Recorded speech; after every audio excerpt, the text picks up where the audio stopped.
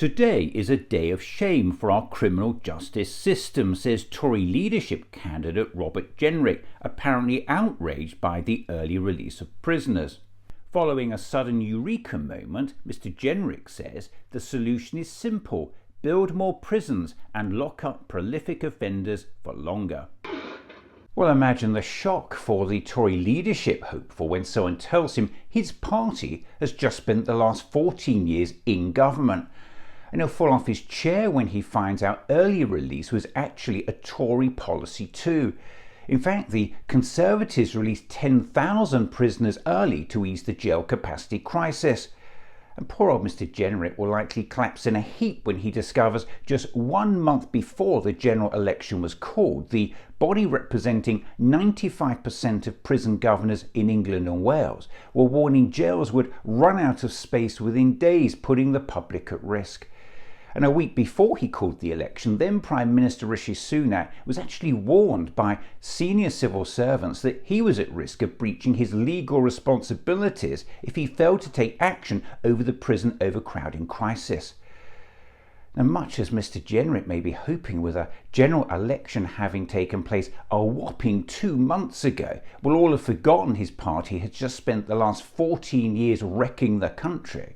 I'm sorry to break the news to him that we haven't all suffered mass amnesia. I mean, seriously? Just listen to this absolute bollocks again. Today is a day of shame for our criminal justice system. The solution is simple: build more prisons and lock up prolific offenders for longer. Well, let's work backwards on this one. The long-term trend of Conservative governments to champion longer sentences in an attempt to appear tough on crime whilst slashing budgets for prisons, legal aid and courts was an absolute disaster, which led us all to this. In short, if we fail to act now, we face the collapse of the criminal justice system and a total breakdown of law and order. As the Justice Secretary correctly points out, those guilty in the last government left our prisons on the brink of collapse. They put their own political interest before the country and left us facing a total breakdown of law and order. And now they creep back out of the woodwork to blame the new Labour government for taking the emergency measures needed to grip the very prisons crisis they created. The simple fact is successive Conservative governments brought the entire justice system, our primary mechanism for dealing with crime, to its knees, leaving the new government with no option but to take emergency action to prevent the prison system collapsing entirely. Since 2008, the number of adults sentenced to more than 10 years in prison has trebled, whilst the Ministry of Justice, responsible for prisons and courts, oversaw unprecedented cuts.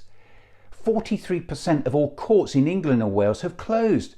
Just think about that. And as for this, the solution is simple: build more prisons and lock up prolific offenders for longer. Again, imagine Mr. Jenrick's shock when he finds out that his own party found it anything but a simple solution. What about building more prisons? In 2021, the government undertook a prison building programme and committed to creating 20,000 additional prison places by the mid-2020s. But by July last year, due to planning delays, only 5,400 had been delivered. And it's not just the prison system the Conservative government brought to the brink of collapse.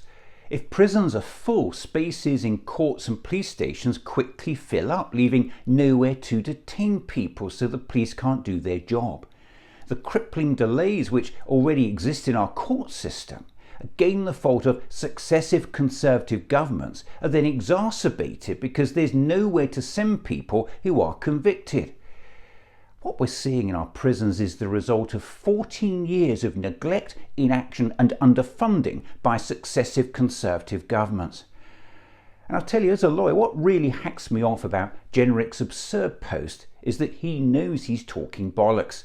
It's just another attempt by the Tories to whip up public outrage in an attempt to cover up the fact that 14 years of Conservative governments have left our prisons in a state of crisis and at the point of collapse after a decade of underfunding and neglect. And that was despite years of warnings from those working in the criminal justice system. And let me just end on this. Every prisoner is released on licence under the supervision of the probation service and subject to recall if suspected of further offending. We were forced to tolerate 14 years of this rubbish.